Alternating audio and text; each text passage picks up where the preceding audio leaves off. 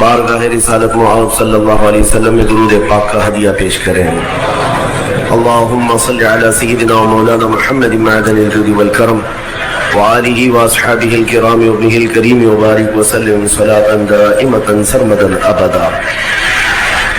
قرآن عظیم میں اللہ رب العزت ارشاد فرماتا ہے، کیا تم نے یہ گمان کر لیا کہ تم سیدھے جنت میں داخل ہو جاؤ گے اور تم کو ویسی مصیبتیں نہیں پہنچیں گی جیسے پچھلوں کو آئی تھی؟ ان لوگوں کا حال کیا تھا؟ قرآن کہتا ہے مستہم البأساء والضراء وزلزلوا، ان لوگوں کو خشکیوں نے اور مصیبتوں نے اتنا جکڑ لیا تھا کہ وہ ہلا دیے گئے حتی یقول الرسول والذین آمنوا معه متی نصر اللہ، یہاں تک کہ رسول اور ان کے ساتھی ایمان والوں نے یہ کہا کہ اللہ کی مدد کب آئے گی؟ پھر مولا فرماتا الا ان نصر اللہ قریب، آگاہ ہو جاؤ بے شک اللہ کی مدد بہت قریب ہے۔ کیونکہ قرآن عظیم جب نازل ہوا میرے مصطفیٰ کریم صلی اللہ علیہ وسلم پر، تو صرف یہ مکہ والوں پر یا اس زمانے والوں پر نہیں، قیامت تک آنے والے مسلمانوں کے لیے نازل ہوا ہے۔ تو ظاہر سی بات ہے اگر وہ کتاب آج کے لیے بھی ہے تو آج کے مسائل کا بھی حل بتائے گی، کل کے لیے ہے تو کل کے مسائل کا بھی حل بتائے گی۔ اللہ نے قرآن عظیم میں فرمایا فَإِن تَنَازَعْتُمْ فِي شَيْءٍ فَرُدُّوهُ إِلَى اللَّهِ وَإِلَى الرَّسُولِ، اگر کسی چیز میں تمہیں الجھن ہو گئی تو اللہ اور اس کے رسول کی طرف لوٹاؤ، وہاں سے تمہیں حل مل جائے گا۔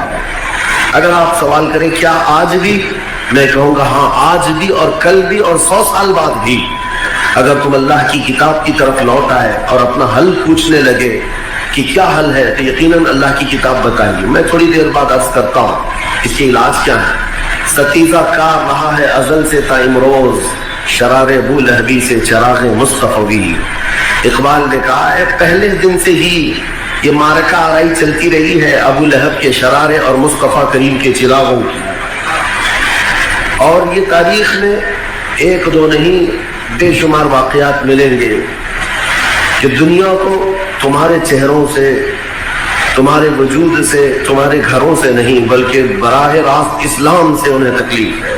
آج جو لوگ مسجدیں جلا رہے ہیں، خانقاہیں اڑا رہے ہیں، یا دکانوں کو ختم کرنے کی بات کرتے ہیں، یا پتھر بازی کرتے ہیں، یا لاٹھی مارتے ہو، کچھ بھی کرتے ہو، میرے تاریخ کے اور آپ دہرا دوں اگر تو آپ کو سمجھ میں آئے گا کہ یہی پتھر مارنے والے ایک دن اللہ اکبر کی صدائیں بھی لگائیں گے۔ کیا طائف کا وہ واقعہ نہیں معلوم؟ جب میرے آقا صلی اللہ تعالیٰ علیہ وسلم طائف تشریف لے گئے تھے تو آپ کا پھولوں کی سیج پر استقبال نہیں کیا گیا تھا۔ رسول کریم صلی اللہ تعالیٰ علیہ وسلم اپنے ایک صحابی حضرت زید کے ساتھ تنہا طائف گئے ہوئے ہیں۔ بات کیا تھی؟ صرف کہ طائف والوں کو اللہ کی طرف بلائیں۔ طائف والے پورے پری پلان، ایسا نہیں کہ اچانک، منصوبہ بندی کے ساتھ چھتوں پر کھڑے رہے، اوباشوں کو کھڑا کیا، اور نبی مکرم صلی اللہ تعالیٰ علیہ وسلم طائف کی گلیوں میں جب آئے تو انہوں نے کانچ کے ٹکڑے پھینکے، نوکیلے پتھر پھینکے، اس قدر کہ تنہا رسول کریم صلی اللہ علیہ وسلم راستے میں ہیں اور ساتھ میں حضرت زید ہیں۔ وہ کہتے ہیں کبھی وہ ادھر سے آتے کبھی ادھر سے آتے کہ پتھروں سے اپنے آقا کو بچا لیں، لیکن پھر بھی پتھر گرتے چلے گئے۔ تھوڑی دیر میں دیکھا تو رسول پاک کی پیشانی لہو لہان تھی، میرے آقا صلی اللہ تعالیٰ علیہ وسلم کی پیشانی اقدس سے خون بہتا رہا، اور حضور اکرم صلی اللہ علیہ وسلم چوراہے پر کھڑے رہے، پھر بھی بلاتے رہے کہ اے لوگو آؤ اس رب ذوالجلال کی طرف جس نے تمہیں پیدا کیا اور ہمیں پیدا کیا۔ دعوت کا سلسلہ ختم نہیں کیا، اس وقت تک پکارتے رہے، یہاں تک کہ زخموں سے چور ہو کر رسول کریم صلی اللہ علیہ وسلم جب تھک گئے تو ایک پہاڑ کی اوٹ پر، ایک پہاڑ کے کنارے پناہ لینے کی غرض سے آپ تشریف لے گئے۔ وہاں بھی طائف کے ظالموں نے پہاڑ کے اوپر سے پتھر کو پھینکنے کی کوشش کی، بہت بڑا پتھر جس کو ہلا دیا جائے تو وہ ڈھلکتے ہوئے نیچے کو آئے اور حضور اکرم صلی اللہ علیہ وسلم پر گر جائے، لیکن فرشتوں نے اس پتھر کو روک لیا۔ حضرت زید فرماتے ہیں کہ رسول کریم صلی اللہ تعالیٰ علیہ وسلم جب تھک کر کے بیٹھے ہوئے تھے تو آپ کی نالین پاک میں نے نکالنا چاہا تو نالین خون سے جم چکی تھی، تلووں میں اتنا خون تھا کہ نالین پاک چپک گئی تھی. حضور اکرم صلی اللہ تعالیٰ علیہ وسلم کی نالین پاک نکال کر کے انہوں نے دھویا, چہرے پاک کو صاف کیا. 3 دن تک طائف میں قیام کیا. کوئی خیریت پوچھنے والا نہیں تھا, کوئی آپ کی وہاں پر حمایت والا نہیں تھا. پھر بھی رسول کریم صلی اللہ علیہ وسلم جمے رہے. روایات میں ملتا ہے کہ عذاب کے فرشتے آئے جو پچھلی امتوں پر عذاب لاتے تھے. وہ فرشتے آئے, عرض کیا یا رسول اللہ صلی اللہ علیہ وسلم, ہم وہی ملائکہ ہیں جنہوں نے قوم سمود پر عذاب نازل کیا, قوم لوط پر عذاب نازل کیا, اور دیگر امتوں پر جب ان کی نافرمانیاں بڑھتی تو عذاب نازل کرتے. آپ حکم فرما دیں. طائف شہر 2 پہاڑوں کے بیچ میں آباد ہے, 2 پہاڑوں کے بیچ میں شہر آباد ہے. یا رسول اللہ صلی اللہ علیہ وسلم آپ حکم فرمائے ان دونوں پہاڑوں کو ہم ملا دیں گے, یہ بستی ہمیشہ کے لیے ختم ہو جائے گی, اس کا نشان نہیں رہے گا. رسول مختار صلی اللہ تعالیٰ علیہ وسلم, رسول رحمت صلی اللہ تعالیٰ علیہ وسلم نے اللہ کی بارگاہ میں جو دعائیہ الفاظ عرض کیے تھے وہ حدیثوں میں آج بھی موجود ہے. عرض کرتے ہیں یا رب العالمین, اے خلاق عالمین, مولا قدیر کی بارگاہ میں میرے آقا ہاتھ اٹھا کر یوں کہتے ہیں کہ میں قلت حیلتی, میں اپنی کمزوری کی شکایت کرتا ہوں کہ میں ان تمام چیزوں کو ان لوگوں کے سامنے رکھ نہیں سکا. اور پھر یوں عرض کرتے ہیں کہ مولا ان لوگوں نے پتھر برسائے, انہوں نے مجھے مارا یا تکلیفیں دی. ان لم یکن غضبک علی فلا ابالی, مولا اگر تو مجھ سے ناراض نہیں ہے تو مجھے ان چیزوں کی پرواہ بھی نہیں ہے. انہوں نے جو کچھ بھی میرے ساتھ کیا اس کی مجھے پرواہ نہیں. اگر تو مجھ سے ناراض نہیں ہے مولا, اگر تو راضی ہے تو یہ سارے کام میں خوشی خوشی قبول کرتا ہوں. یہ رسول رحمت صلی اللہ تعالیٰ علیہ وسلم کے الفاظ ہیں. اور اس کے بعد طائف والوں کے لیے کیا کہا؟ حضرت زید کہتے ہیں حضور پاک صلی اللہ تعالیٰ علیہ وسلم یہ ارشاد فرمانے لگے صحابی سے, اپنے غلام سے, زید سے, کہا کہ زید میں ان کی نسلوں میں کلمہ پڑھنے والوں کو دیکھ رہا ہوں. آج پتھر برسا رہے ہیں, میں ان کی نسلوں میں کلمہ پڑھنے والوں کو دیکھ رہا ہوں. میرے آقا ویسی تشریف لے گئے. چند سالوں کے بعد پورا طائف دامن اسلام میں داخل ہو چکا تھا. 14 صدیاں گزر گئی.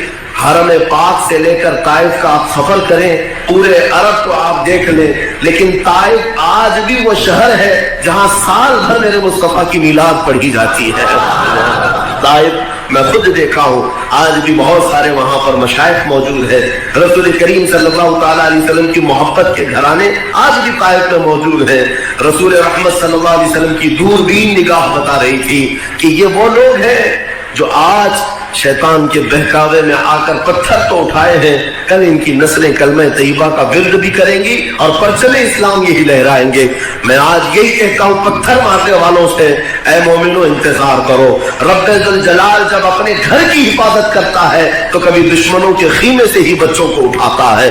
میں آپ کو ایک صحابی کی بات بتاتا ہوں, سعید بن عامر, ایک مکہ مکرمہ کے نوجوان ان کی عمر صرف 16 یا 17 سال کی ہے. وہ کہتے ہیں مکہ میں بڑے عیش کے ساتھ رہتا تھا, بڑے پیسے والے گھر سے آپ کا تعلق تھا.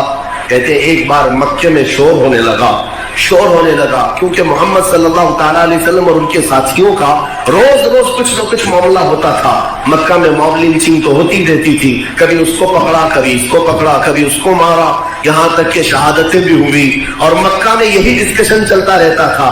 آج محمد کے غلاموں کے ساتھ ایسا ہوا ہے, ویسا ہوا ہے. ایک دن مکہ میں بڑا شور مچ گیا. یہ سعید کہتے ہیں میری جوانی کا وقت تھا, میں بھی اس شور کے پیچھے بھاگا تو دیکھا مکہ کی آبادی سے قریب باہر کی طرف ایک بہت بڑا مجمع جمع ہے, بہت سارا جمع غفیر لوگ جمع ہیں. میں اس بھیڑ کو چیرتے ہوئے اندر گیا تو دیکھا بھیڑ کے بیچوں بھی ایک کھمبا گاڑا ہوا ہے اور اس پر ایک شخص کو لٹکایا گیا ہے اور پورے مکہ والے ارد گرد کھڑے تماشا دیکھ رہے ہیں. میں نے پوچھا یہ کون ہے, یہ کون نوجوان ہے جس کو لٹکایا گیا ہے؟ مکہ والوں نے کہا یہ خبیب ابن عدی ہے, یہ محمد کا غلام ہے, آج پکڑا گیا ہے, اسے مارا جا رہا ہے. کہا یہ سعید بن عامر کہتے ہیں میں دیکھتا رہا, وہاں پر ابو جہل بھی تھا اور بھی دیگر لوگ بھی تھے. وہاں پر خبیب کے ساتھ جو کیا جا رہا تھا तालियां मार मार करके लोग देख रहे थे। खुबैब के नाखूनों को पकड़ से खींचा जा रहा था, उनकी नाक काटी जा रही थी, कान काटे जा रहे थे, उनकी आंखों में गर्म सलाइयां फेरी जा रही थी और उन्हें मार मार करके पत्थरों से पुकारा जा रहा था। तो कहते हैं कि उन पत्थर मारने वालों में मैं भी शामिल हो गया। देखा कि हर जगह से एक पत्थर उस पर पड़ रहा है, शायद किसी बड़े गुनाह का मुर्तकिब है, शायद ये बहुत बड़ा गुनहगार है, पत्थर मारना सवाब होगा। सब लोग पत्थर मार रहे थे, मैंने भी मारा। मुझे ये पता नहीं था कि इसका जुर्म क्या है। मक्का में जब किसी को बड़ी सजा दी जाती तो सारे लोग हिस्सा ले लेते मारने के लिए, हम भी शामिल हो गए। कहते हैं मारते मारते वो वक्त भी आया कि सूली पर ही खुबैब की सांसें उखड़ गईं और वो इंतकाल कर गए, उनका चेहरा लटक गया। लेकिन मुझे याद है कि वो सूली पर चढ़ करके आखिर में अरबी में अशार गुनगुना रहा था, अरबी में अशार पढ़ रहा था। खुबैब के वो अशार भी याद रखे। कौन? सईद बिन आमिर, 16 साल का जवान है। कहते हैं मामला हो गया, उनको मार दिया गया, कत्ल कर दिया गया। फिर सब घर चले, मैं भी घर आया। मुझे सिर्फ और सिर्फ वो वाकया मेरे जहन में गर्दिश करता रहा, बार बार सोचता रहा कितना भयानक जुर्म उसने किया था कि पूरे मक्का वालों ने मार दिया, जिस्म की बोटी बोटी कर दिया। फिर रात को जब सोते हैं, सईद बिन आमिर कहते हैं मेरे ख्वाब में वही खुबैब इब्न अदी आ गया। मैंने देखा खुबैब आज तुझे मारा गया है, तेरी क्या कैफियत है? खुबैब मेरे ख्वाब में आकर मुस्कुराने लगा, मुस्कुराते हुए कहने लगा हर पत्थर पर मुझे एक नई लज्जत मिलती थी, हर पत्थर पर, हर दर्द पर मुझे एक नई कैफियत मिलती थी। मैंने पूछा खुबैब तुझे मारा क्यों गया है, तुझे किस जुर्म में मारा गया? ख्वाब में खुबैब ने कहा ऐ नौजवान, मेरा जुर्म सिर्फ इतना है कि मैंने ला इलाहा इल्लल्लाह मुहम्मदुर रसूलुल्लाह कहा, अल्लाह के सिवा कोई माबूद नहीं, मोहम्मद अल्लाह के रसूल है। ये मेरा कलमा है जो मक्का वालों को नहीं भाता, जिसकी पादाश में मुझे मारा गया। सईद बिन आमिर ने कहा क्या फकत एक कलमे पर किसी को इतना मारा जा सकता है? आखिर इस कलमे को तूने बदल क्यों नहीं दिया?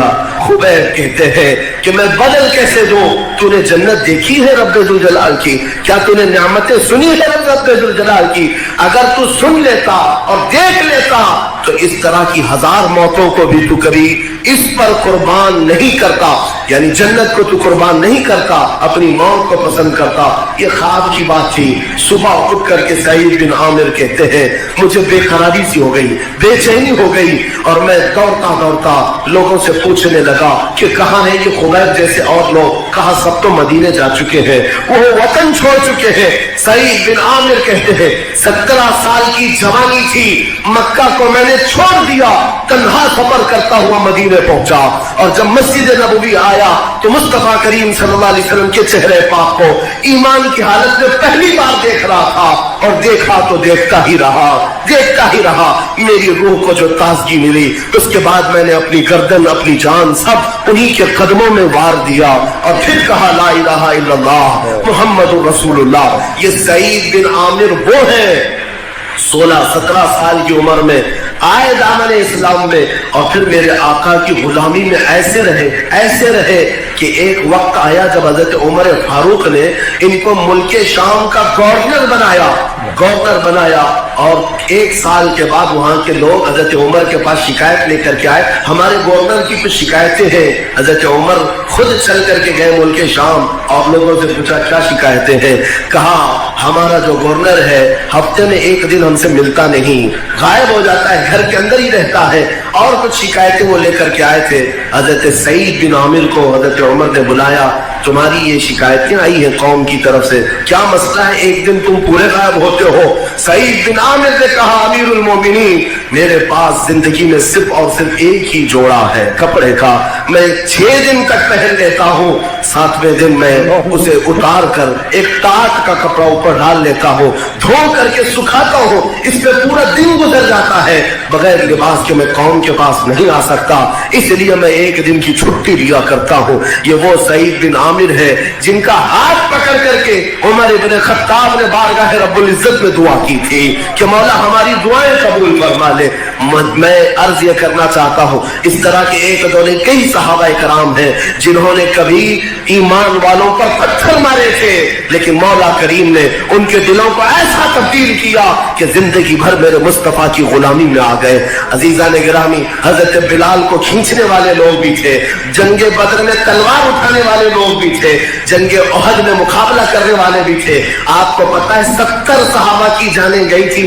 جنگ احد میں، کس کی وجہ سے گئی تھی؟ کس کی وجہ سے گئی تھی؟ وہ خالد بن ولید کی وجہ سے گئی تھی۔ خالد بن ولید مشرکین کے لشکر کے سپہ سالار بن کر کے آئے تھے، جنگ کی ہر بنیادی بات کو جانتے تھے، اور پاسا پلٹنے میں خالد بن ولید کا ہاتھ تھا۔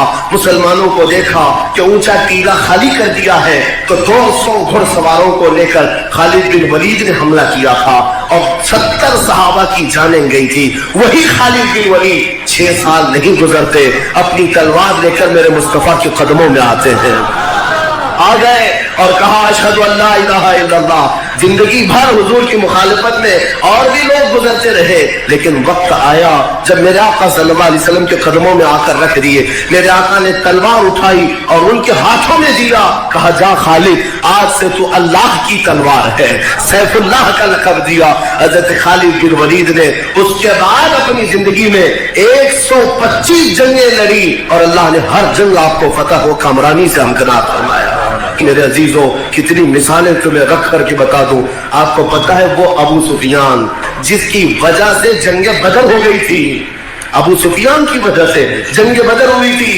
یہی رمضان المبارک کا موسم ہے کہ 17 رمضان المبارک کو جو جنگ بدر ہوئی، کس وجہ سے؟ ابو سفیان مال کا قافلہ لے کر ملک شام جا رہا تھا۔ کون سے مال کا؟ یہی مدینے والوں کا لوٹا ہوا سامان تھا، صحابہ کا رکھا ہوا سامان تھا۔ میرے آقا نے فرمایا اپنا اپنا سامان لے لو اس کے قافلے سے۔ ابو سفیان بچ بچا کر کے ملک شام بھی پہنچ گئے، واپس تجارت کر کے مکہ بھی پہنچ گئے، لیکن حضور پاک صلی اللہ تعالی علیہ وسلم اور ان کے ساتھیوں کے ہاتھ نہیں لگے۔ باوجود اس کے ابو جہل اور ابو سفیان یہ سب مل کر کے 1000 کی تعداد لے کر میرے آقا پر چڑھائی کرنے کے لیے بدر تک آ گئے تھے۔ آپ کو پتا ہے خون ریز جنگ ہوئی تھی اور بہت خطرناک جنگ ہوئی تھی۔ بدر کے موقع پر 70 کافر مارے گئے، 70 قیدی کیے گئے، لیکن اس کے بعد جو حالات بدلے، پتہ ہے 2 سال گزرے تھے، 2 یا 4 سال گزرے تھے جب میرے آقا صلی اللہ تعالیٰ علیہ وسلم عمرہ کے لیے جا رہے تھے۔ کہاں کہاں نہیں روکا گیا اسلام کو، میں تمہیں بتاتا ہوں۔ حضور پاک صلی اللہ تعالیٰ علیہ وسلم اپنے 1400 صحابہ کو لے کر عمرہ کی غرض سے آئے ہیں، مکہ والے عمرہ کرنے بھی نہیں دے رہے ہیں، بیچ راستے میں روک دیا، احرام اتارنے پر مجبور کیا، ایگریمنٹ بنوایا، سائن کروایا اور واپس بھیج دیا۔ اس میں کون لوگ تھے؟ روکنے والوں میں کون تھے؟ سر فہرست ابو سفیان ہے، سب سے مین کردار ادا کرنے والے ابو سفیان ہے کہ آپ کو عمرہ آنے نہیں دیں گے، طواف کرنے نہیں دیں گے، اور یہاں پر حرم پاک میں آپ کو داخل ہونے نہیں دیں گے۔ ابو سفیان ہی کے نعرے تھے، ابو سفیان کے ہمنوا تھے۔ سال گزر گیا، سال گزر گیا، 10,000 کا لشکر صحابہ کا تیار تھا۔ میرے آقا دوبارہ مدینے سے نکل کر حرم کعبہ میں آ رہے تھے۔ اب حالات بدل چکے تھے۔ ایک بات یاد رکھنا، جتنے نشے میں چور لوگ ناچتے ہیں انہیں اندازہ نہیں کہ سورج شام تک رہتا ہے پھر ڈوب جاتا ہے، اور بھی بہت سارے حالات ایسے ہیں کہ زندگی ہمیشہ ایک ہی مدار پر قائم نہیں رہتی، حالات ایک طرح کے کبھی نہیں رہتے۔ مکہ والوں نے سال بھر پہلے میرے آقا کے پورے لشکر کو عمرہ کرنے سے روکا تھا۔ سال بھر کے بعد حالات ایسے تھے مکہ کے کہ ایک خاندان میں بھی اتحاد نہیں تھا، کوئی حضور کے سامنے کھڑے ہونے کی طاقت نہیں رکھتا تھا۔ میرے آقا آئے، شام سے آئے، بغیر تلوار اٹھائے، بغیر جنگ و جدال کے، بغیر قتل و قتال کے حرم کعبہ میں داخل ہوئے۔ نماز کے بعد ایک اونچے ٹیلے پر کھڑے ہو کر کے اعلان فرمایا۔ کیا اعلان فرمایا؟ جو مکہ والے بھاگ رہے تھے ادھر ادھر، ارے اتنے سال تک دشمنی کیا ہم نے، 20 سال تک دشمنی کرتے رہے ہیں، اب کیا ہوگا ہمارے ساتھ؟ پکڑیں گے تو کاٹے جائیں گے، مارے جائیں گے۔ یہاں تک کہ صحابہ بھی کہہ رہے تھے الیوم یوم الملحمہ، آج چھیتڑے اڑانے کا دن ہے، آج گوشت کے چھیتڑے اڑانے کا دن ہے۔ میرے آقا نے صحابہ کے نعرے کو بدل دیا، کہا الیوم یوم الرحمہ، آج رحمت کا دن ہے، چھیتڑے نہیں اڑائے جائیں۔ کبھی آپ سوچ سکتے ہیں کہ حضور نے اعلان کرنے کے وقت کیا کہا جانتے ہیں؟ حضور اعلان کرتے ہیں، مکہ والوں غور سے سن لو، جو حرم میں آ گیا وہ امان میں ہے، اسے پوچھا نہیں جائے گا. جو میرے دادا کے گھر عبد المطلب کے ہاں جائے گا وہ امان ہے, اسے اس کے لیے امان ہے. لیکن اعلانات میں حضور نے یہ بھی فرمایا جو ابو سفیان کے گھر میں جائے گا اسے بھی امان ہے. حالانکہ ابو سفیان ابھی ایمان بھی نہیں لایا. دشمنی میں 20 سال تک حضور کے مقابل میں کھڑے رہنے والے, کئی ایگریمنٹ سائن کروانے والے, جنگوں کو ابھارنے والے, لیکن حضور اس دن اعلان کر رہے جو ابو سفیان کے گھر میں جائے گا اسے بھی امن ہے. جب یہ بات ابو سفیان کو بتائی گئی جو گھر میں اپنے آپ کو قید کر کے بیٹھے تھے, کہا تجھے امان نہیں دی گئی بلکہ جو تیرے گھر میں آئے گا اسے بھی امان دی گئی ہے. ابو سفیان نے کہا اتنا بڑا دل والا میں نے آج تک دیکھا ہی نہیں. باہر نکل کر اپنی بیوی کے ساتھ آئے. ہندا, یہ وہ ہندا ہے جنہوں نے حضرت امیر حمزہ کا سینہ چھاپ کر کے کلیجہ نکال کر کے چبایا تھا. حالات ایک طرح کے نہیں رہتے, حالات ایک طرح کے نہیں رہتے. جنگ احد میں رسول پاک کے چچا کا کلیجہ چبانے والی آج ابو سفیان کے ساتھ آئی ہیں اور میرے آقا صلی اللہ علیہ وسلم کے پاس اپنا سب کا سب سپرد کر رہی ہیں اور کلمہ طیبہ پڑھ کر مشرف اسلام ہوئے. خبردار, اب زبان ان کے بارے میں کھولنا نہیں, اس لیے کہ انہوں نے صحابیت کا مقام پایا ہے, صحابیت کا مقام پایا ہے. حضور پاک صلی اللہ تعالی علیہ وسلم فتح مکہ کے دن سنیں توجہ سے, ایک صحابی عمیر بن وہب رضی اللہ تعالیٰ, وہ بھی مشرف اسلام ہوئے. یہ وہ تھے جو قتل کرنے کے لیے حضور کو مدینے گئے تھے, ہاں تلوار لے کر کے. دو لوگ حتیم کعبہ میں بیٹھ کر کے میٹنگ کرتے ہیں, صفوان اور عمیر, یہ دو لوگ ہیں میٹنگ کرتے ہیں, کیونکہ دونوں کا مسئلہ تھا. جنگ بدر میں عمیر کا بیٹا قیدی ہو گیا تھا اور صفوان کا باپ مارا گیا تھا, تو دونوں کا پرابلم سیم تھا. تو دونوں نے میٹنگ کی کہ محمد کا قتل کر دیں گے. صفوان بڑے پیسے والا, عمیر سے کہا تو تلوار لے کر کے جا, اگر تو مار دیا تو پھر میں تیرے سارے قرضے چکا دوں گا اور تجھے منہ مانگا انعام دوں گا. تو عمیر لالچ میں, یہ بیٹا بھی ہے میرا وہاں پر, چلو جو ہوگا دیکھا جائے گا, زہر میں بجھا کر مدینے لے آئے. اور جب یہاں آئے تو حضرت عمر کی نگاہ پڑی اور پکڑ لیا حضرت عمر نے. عمیر کو کیا کہا جاتا, شیطان قریش, قریش کا شیطان. جنگ بدر میں اگر ٹھنڈی پڑتی تو بھڑکانے والا شخص. عمیر بن وہب کو دیکھ کر کے حضرت عمر جھپٹ پڑے اور گلے میں گمچھا ڈال کر کے کھینچتے ہوئے اندر لے آئے حضور کے پاس. حضور سے کہا کہ آقا اس کی نیت صحیح نہیں لگ رہی. حضور پاک نے فرمایا چھوڑو. پوچھا کیوں آئے عمیر, کہا یار میں اس لیے آیا ہوں کہ میرا بیٹا آپ کے پاس قیدی ہے, خیر خیریت پوچھنے آیا ہوں. رسول پاک صلی اللہ علیہ وسلم نے فرمایا اگر بیٹی کی خیریت پوچھنے آئے ہو تو تلوار لے کے کیوں آئے. تلوار نیچے پھینک دیا. کہا تلوار سے کیا ہونا ہے, تلواریں ہمارے پاس بدر میں بھی تھی لیکن جیت آپ کی ہوئی تھی. تلوار تو اسی ساتھ میں لے کے چل رہا ہوں, بہانے بازی کر رہا تھا. تو حضور پاک نے فرمایا عمیر وہ بات بتاؤ جو حتیم کعبہ میں بیٹھ کر صفوان کے ساتھ کر گیا. وہ راز کی بات تھی جو صفوان کے ساتھ عمیر نے کیا تھا, کسی کو نہیں پتا ان دو کے علاوہ. تو عمیر نے کہا جب یہ باتیں سب آپ کو پتا ہے تو پھر آگے بات کرنے کی ضرورت کیا ہے, میں کلمہ طیبہ پڑھتا ہوں اور آپ کی غلامی میں آتا. جو تلوار لے کر گئے تھے, تلوار لے کر گئے تھے, ایمان لے آئے. اب سنیے, عمیر واپس مکہ بھی لے گئے, مدینے میں رہ گئے. ادھر جو صفوان تھا تو ہر قافلہ جو مدینے سے آتا تھا ہر ایک کو پکڑ کے پوچھتا تھا کچھ نہیں خبر ہے کیا مدینے میں, کچھ نہیں خبر ہے, کیونکہ اسے معلوم تھا کہ پلاننگ کیا ہے. محمد صلی اللہ علیہ وسلم کا قتل کرنے کے لیے میرا ایک دوست گیا ہوا ہے. بتاتا کسی کو نہیں تھا لیکن روز یہ پوچھتا تھا کوئی نئی نیوز ہے, نئی خبر ہے مدینے کی کچھ. تو ایک قافلہ آیا تو اس سے پوچھا کچھ نئی خبر ہے, تو کہا ہاں ویسے تو کچھ بڑی خبر نہیں ہے لیکن ایک اچھی خبر تیرے لیے کہ تیرا دوست مسلمان ہو گیا. صفوان نے کہا کہ ایسا جادو میں نے دیکھا نہیں کہ میرے ساتھ اس نے معاہدہ کیا, ایگریمنٹ کیا, کیا کیا باتیں ہوئی اور جا کر محمد کی جھولی میں گر گیا. تو غصے میں لال پیلا تھا. یہ چند دن گزرے تھے, فتح مکہ ہو گیا. مکہ میں میرے آقا آئے تب عمیر بھی آئے ساتھ میں, عمیر بن وہب بھی ساتھ میں آئے. اب صفوان جو مکہ میں اتنے سالوں سے حضور کی دشمنی میں نہ جانے کیا کیا پلاننگ کرتا رہا, تو مکہ چھوڑ کر کے گھوڑا اپنا لے کر بھاگ گیا. کہاں بھاگا, کہا کہ اور لوگ حضور کے دامن میں آ رہے ہیں, میں نہیں آنے والا. اس نے کہا اس سے بہتر ہے کہ میں سمندر میں چھلانگ لگا کر کے مر جاؤں, خودکشی کر لوں گا. تو صفوان وہاں سے نکل گیا گھوڑے کو دوڑاتے ہوئے. عمیر بن وہب نے خوب ڈھونڈا لوگوں سے پوچھا تو بتایا لوگوں نے کہ وہ خودکشی کرنے کے لیے چلا گیا.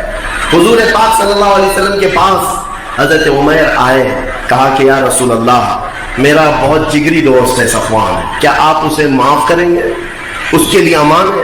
میرے آقا نے فرمایا آج سب کے لیے امان ہے تو صفوان کے لیے امان ہے. دوڑے گئے کہ صفوان کو کچھ خبری دے دوں. جا کر کے دیکھا تو بہت سر پٹ دوڑاتا ہوا گھوڑے کو لے جا رہا تھا, مل گیا. کہا رو جا مت جا. کہا کیا بات ہے؟ میں تیری بات نہیں سنوں گا, تو نے میرے ساتھ غداری کیا ہے.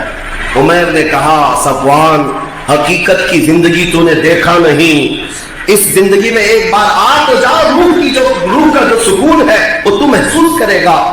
بہت بولنے کے بعد صفوان نے پوچھا کس لیے آئے؟ کہا محمد نے تجھے پناہ دے دی, امان دے دیا,